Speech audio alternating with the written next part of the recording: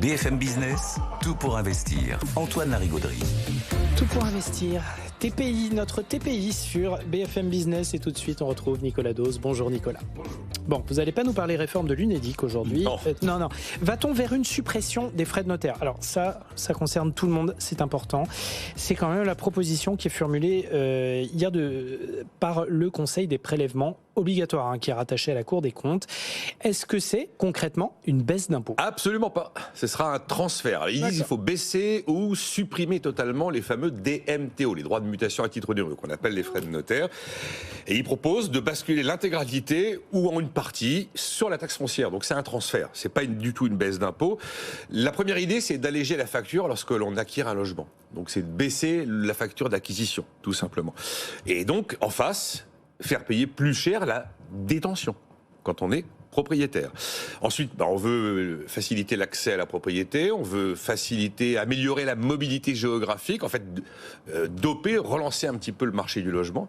Et puis il y a aussi l'idée de prendre la taxe foncière pour avoir une recette fiscale moins volatile pour les collectivités locales que peuvent l'être les droits de mutation, parce que les belles années où il y a plein de transactions, il y a plein de sous, les années où il y a beaucoup moins de transactions, il y a beaucoup moins de sous. Alors attention, on est quand même sur des recettes fiscales qui sont très loin d'être l'épaisseur du trait, parce que les droits de mutation, les frais de notaire, ça représente 28 milliards d'euros par an, et la taxe foncière, 26 milliards d'euros par an. Et si on ajoute la TVA, au moment donc de l'acquisition, eh bien, il y a 40% de la fiscalité du logement, de toute la fiscalité du logement qui se passe au moment de l'acquisition. Oui. Et donc l'objectif de la Cour des comptes, du Conseil des prélèvements obligatoires, c'est de changer cet équilibre et d'essayer d'arriver à ce que l'acquisition ne pèse plus que 20% de la fiscalité immobilière française, et à l'inverse, la taxe foncière, qui représente un gros tiers, monterait, elle, à 50%. Objectivement, le schéma n'est pas complètement aberrant. Si on veut effectivement redonner de l'or au marché.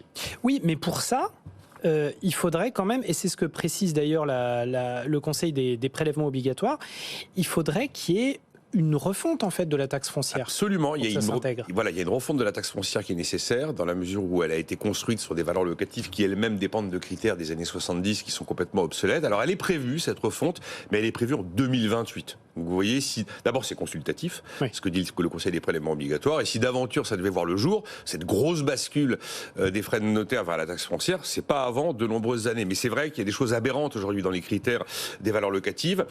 Aujourd'hui, il y a une sous-estimation de l'ancien et une surestimation du neuf. Ça ne correspond plus au monde dans lequel on le dit souvent. Oui. Et alors, avoir une réflexion en plus sur la fiscalité à l'acquisition, c'est quand même utile. Parce que quand on regarde les pays de l'OCDE, il n'y a que 3 pays qui sont pires que nous en termes de fiscalité sur l'acquisition, qui sont la Belgique, Singapour et la Corée du Sud. Après, ça va confirmer une chose absolument évidente que tout le monde sait déjà, c'est que le propriétaire est l'une des plus belles vaches à lait de Bercy et il va le rester. N'ayez aucune inquiétude là-dessus. Donc non, ça n'est pas une baisse d'impôt.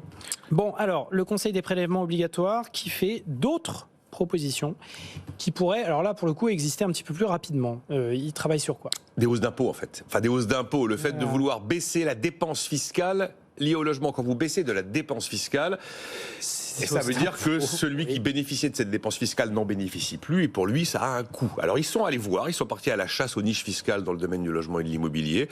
Ils en ont identifié 70, qui représentent tous les ans un manque à gagner de 15 milliards d'euros. Alors évidemment, les principales, vous les connaissez, investissement locatif, type Pinel, prêt à taux zéro.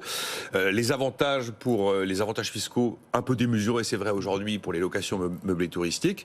Et puis par exemple, la TVA TVA réduite sur la rénovation.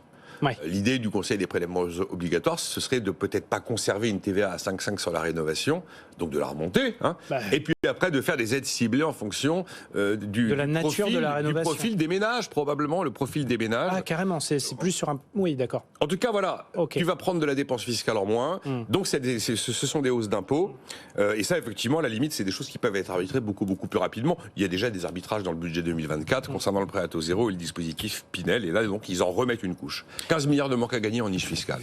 Ça fait pas mal. Si ces mesures sont retenues, évidemment, ça va prendre un petit peu de temps. Et en attendant, est-ce qu'on sait de combien la taxe foncière va augmenter? Alors, ne serait-ce que l'année prochaine, parce que tout ça, on est perdu. Voilà, 2024, alors là, on a, j'ai envie de dire, le tarif de base. Le tarif de base, il faut toujours attendre l'indice des prix à la consommation de novembre de l'INSEE, qui vient d'être publié. Et en fonction de cet indice des prix à la consommation de novembre, on a le niveau d'augmentation de la taxe foncière de l'année suivante. Donc, c'est 3,9%. C'est moins que les 7,1% de 2023. Mais alors après, les communes font leur tambouille. Et elles mettent leur grain de sel. Et c'est le tarif de base. À Paris, on était donc avec un tarif de base à 7,1%. Et après, la cuisine de la ville de Paris, ça a été 59%, la hausse de la taxe foncière en 2023. Et donc, on verra le prix TTC, j'ai envie de dire, de la taxe foncière 2024. Il va falloir attendre les arbitrages locaux. Il y a une date limite pour fixer les taux locaux, les taux d'imposition locaux. C'est le 15 avril. On peut dire qu'au printemps, on connaîtra. Mais en tout cas, ce qui est extraordinaire, c'est que j'ai regardé précisément ce que représente l'ensemble des recettes de la fiscalité du logement et de la fiscalité de l'immobilier. C'est juste délirant. C'est délirant parce que ça représente 91 milliards d'euros tous les ans. Ça, c'est plus que l'impôt sur le revenu, bien plus que l'impôt sur les sociétés. Et alors, c'est complètement illisible et complètement diffus parce que on te taxe quand tu construis, à l'acquisition, à la détention, à la location, quand il y a des rénovations et bien sûr à la cession. Donc, à tous les étages, le propriétaire s'en plante plein les... Voilà. D'accord. Bon, bah, il va continuer. Il va continuer. Oui, il va continuer. Sans aucun doute. On parle d'immobilier. Oui. Il est assez rare de prendre sa baraque et d'aller au Luxembourg. Hein. C'est pas délocalisable. Donc c'est très très bien. C'est une merveilleuse signe. D'accord. Merci, Nicolas.